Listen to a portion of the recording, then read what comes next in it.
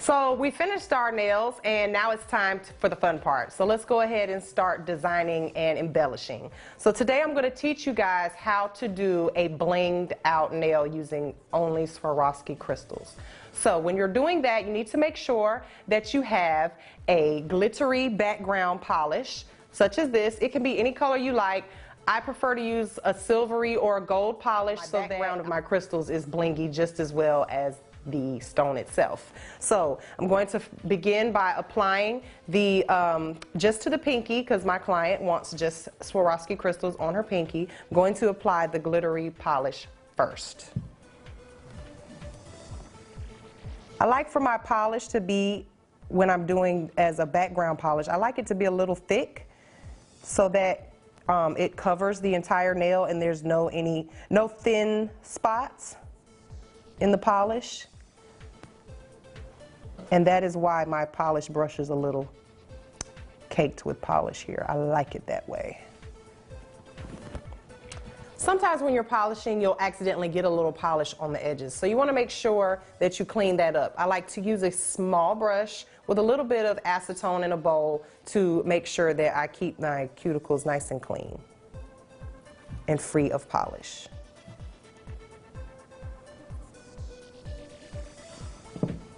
I'm going to do this on both pinkies so that the polish has time enough to dry before I apply the stones.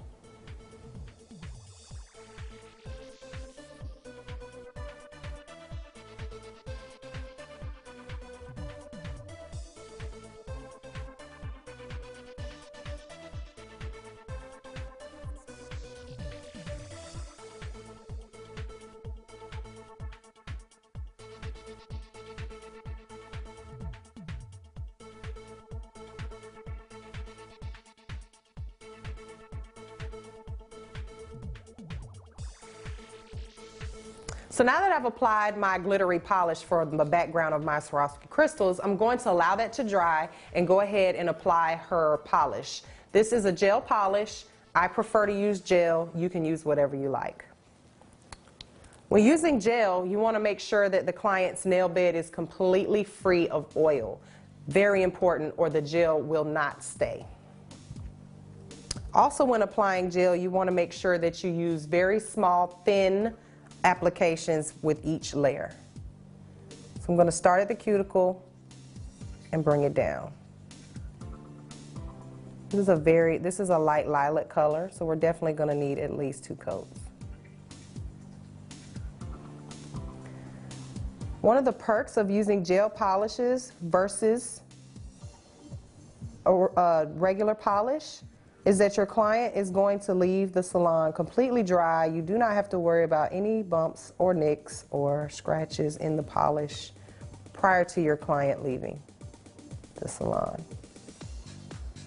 And I like to clean up around the edges because once you put this polish in the light, there's no going back. You have to file it off. And I've done that a couple of times. You only do it once or twice.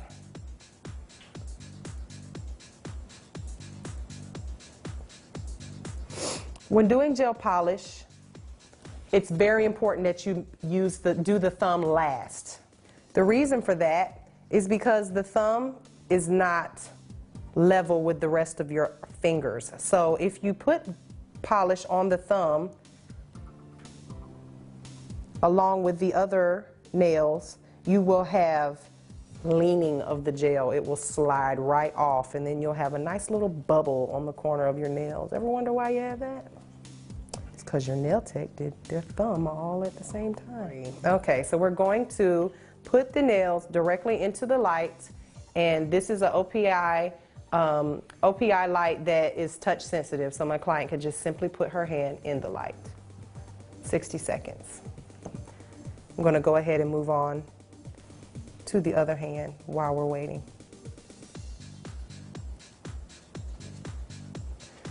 When applying gel polish, you want to make sure that you don't get any of the polish on the skin. Again, gel polish cures after 60 seconds, And if you're getting any of the polish on the skin, it will just lift and peel right off. So you want to be sure that you're not getting any polish on the skin. It's very important.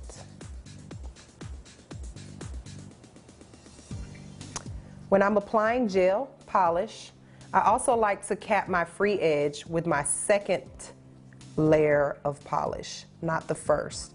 This will keep your tips from being bulky with polish.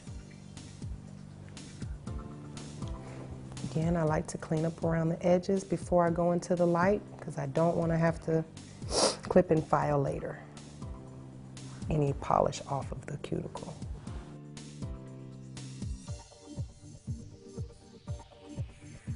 Now I'm going to go and do my second layer of polish. This is where I'm going to make sure that I cap the free edge.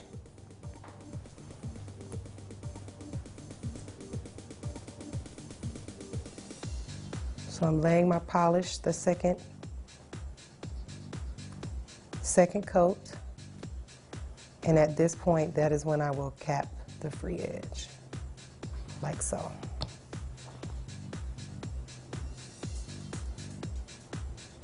In my salon, I almost never use regular polish anymore. Gel is the new technology, and everybody wants it. So if you're not using gel in your salon, I suggest you catch up. There are many different types of gel polishes and many different brands. Each brand is different, so make sure that you get the education that's required with each brand.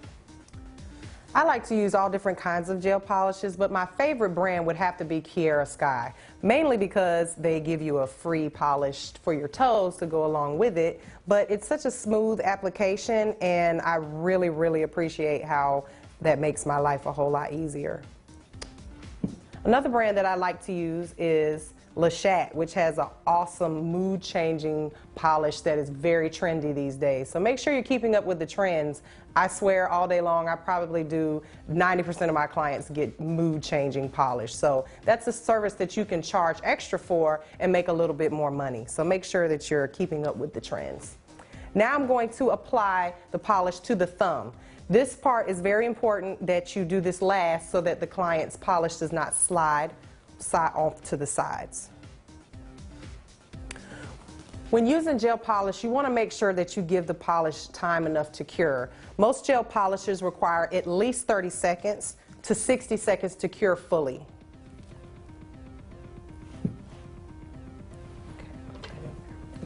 If you're experiencing any curling of the polish, it's because you applied the polish too thick, or maybe you didn't allow it enough time to cure fully. So make sure that you're giving your polish plenty of time to cure and that your layers are thin and not super thick, or they just won't be able to, the light won't be able to penetrate it and cure the polish completely. So you'll end up with a little bubble with wet polish underneath.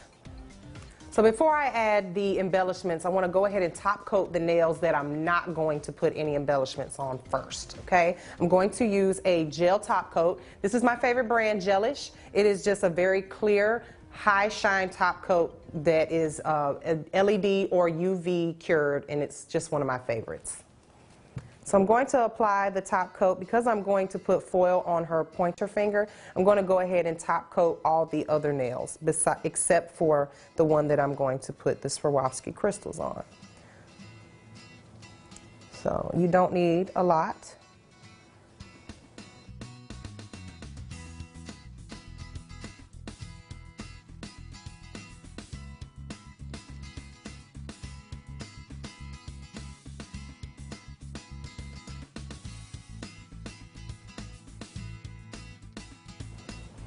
And you can go ahead and do the thumb in this case. Because this is a clear top coat, the light can penetrate it very easily and quickly. So by the time I get it in there, it will not have slid to the side in this case. So in this bonus video, I'm going to teach you how to do a foil embellishment. This is a very simple way to add bling to the nails without actually having any 3D embellishments added. So the first thing you want to do is make sure that your gel nail is completely wiped of any oils or sticky residue. Remember, I did not top coat this nail, so it is just the gel polish. You'll notice that when I wipe it, it has a nice matte look to it. So I'm going to use a foil glue. This is what foil glue looks like. It starts out white, goes on white, and will dry to a clear finish. Very sparingly, I'm just going to add the glue to the nail that I want to add my foil to. We're going to do this on the other nail as well. Wipe with alcohol, remove the tacky layer, allow that to dry quickly, and put your foil glue down. Now, you must wait. It is very important that you wait until this glue dries. It doesn't take but about 30 seconds to dry, air dry. While that's drying, I'm going to go ahead and show you what I'm going to be using today. This is foil, 2 different colors. We have a purple and a silver. You can choose whatever you like, but because I'm going to be using Swarovski crystals, I kind of wanted to add a little bit of that silver bling in with the purple to go with her chosen color. So you don't need a lot of this. A little goes a long way. It comes in tubes. So I'm just going to cut a small piece off. You don't need a lot. About a 1 inch by 1 inch section of each color. I'm going to do the same thing with the silver. Just pull out a little piece and cut it like so. So now that I've given my glue time to dry, and that's all the time it needed, about 30 seconds, I'm going to take a little piece of the foil, and I'm literally just going to pat, pat, pat until I get the desired coverage. This is a technique I like to use just so that I can get a little bling without any 3D embellishments. See how pretty that is? We'll move on to the other nail. You do not need another piece of foil because you have plenty of foil on this piece still. So make sure that you don't try to stick it on the shiny side. You want to make sure you're sticking it on the backing that's brown on the back to the glue. Again, just pat, pat, pat, and we're going to move on to the silver. Same thing, pat, pat, pat. That is how you do a foil nail. Make sure that you top coat this nail. It must be top coated or it will peel up. I like to double coat my foil embellishments for that very reason. If you do that step twice, your client will not be coming back with any missing foil. So you can buy this foil just about anywhere. As a matter of fact, I think I got this foil from dollarnailart.com. Each one of these foils are $1 a piece, and I have just about every color that they make.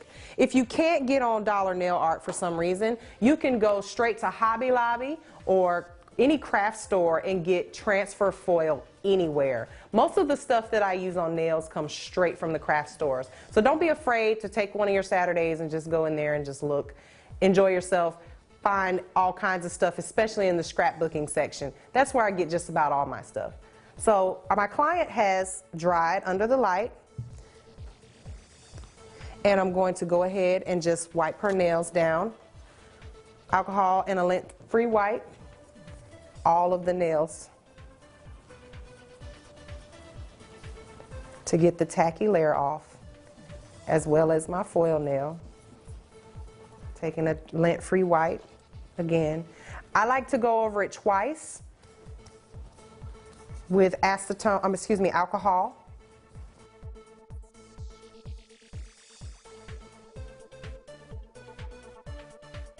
To bring the gel polish to a high shine. As you can see, the alcohol dries out the client's fingertips. So that's why, again, I would use a oil after I have finished with the client's, wiping down the client's nails. Okay. Again, I'm going to wipe down the nail, removing the tacky layer that the gel polish left behind, and bringing that polish to a high shine. So now I'm going to put cuticle oil on my client's nails. As you can see, we have taken all of the moisture from her nails. Although they are nice and shiny, there's no moisture in the client's skin, so you want to be sure that you bring that back. So we just want to bring the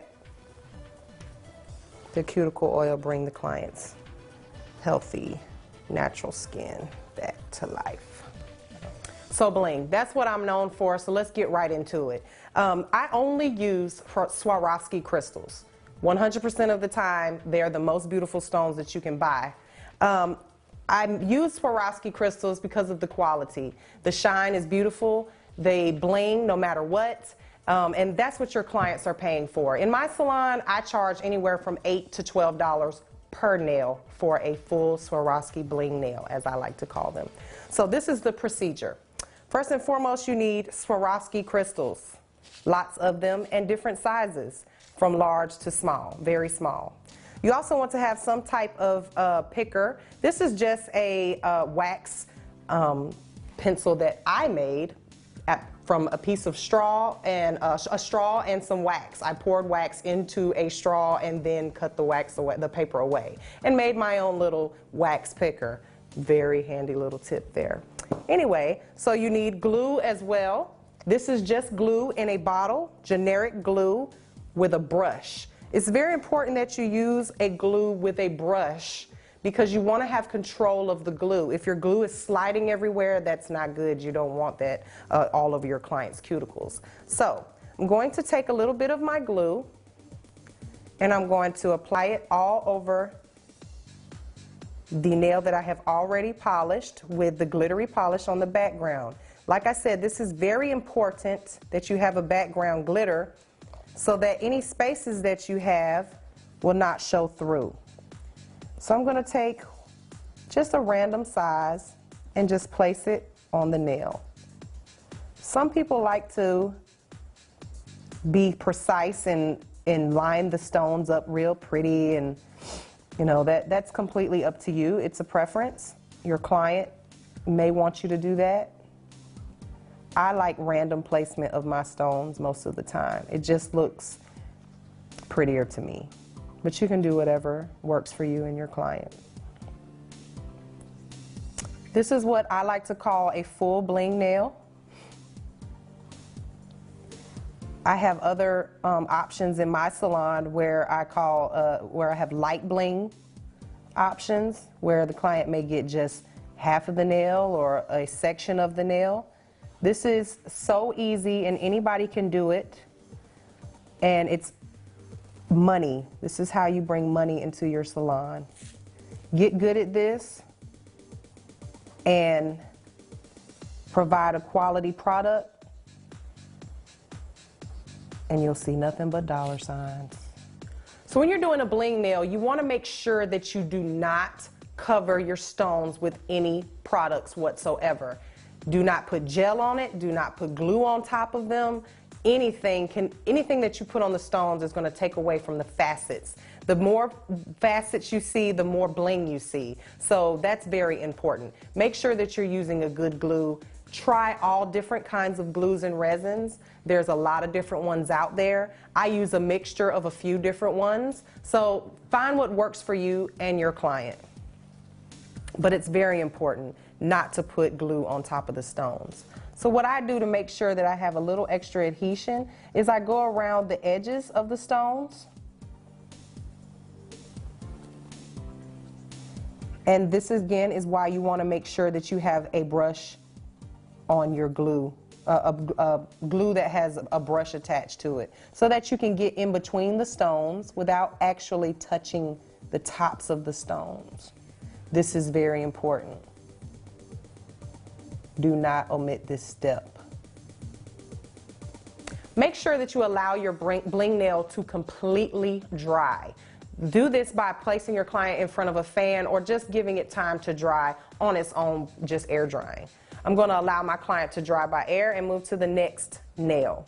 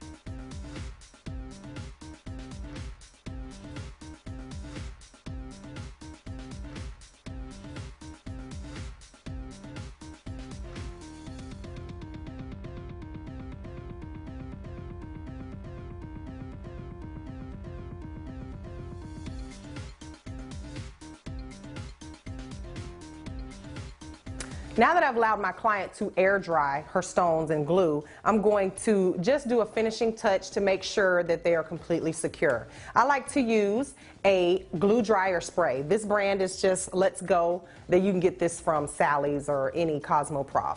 But it's very important that you do it this way. So make sure that you hold the can at least 12 inches away from the nail. I sometimes even go as far as behind my head, depending on how I'm feeling. So if you get too close, you will cloud the stone. So it's very important that you start from far out and bring the spray in. Do not do a continuous spray. This does not smell very good at all. So we're going to start out here and just bring the spray in. This will keep your stones from clouding. Very important step. Again, we're going to do this one more time. Out here, bring it in. So now your client can leave and go. Completely dry. Hey, this is Mary. So we just finished up our sculptured nail set with forms, and I'm so glad that you guys came by today to learn this technique from me. I get this question all the time, how to do this, and I'm so glad I got an opportunity to teach you guys today. So you learned how to apply the forms properly. We learned how to pinch a C-curve. We learned how to buff and file. We learned how to sanitize. We learned everything that you needed to learn today to do a sculptured set from start to finish. Don't forget the bonus footage with the Swarovski crystals and the foil embellishments. So please come back and visit us again at $1 Million Stylist. This is Mary Negron. Thank you so much for spending time with me today.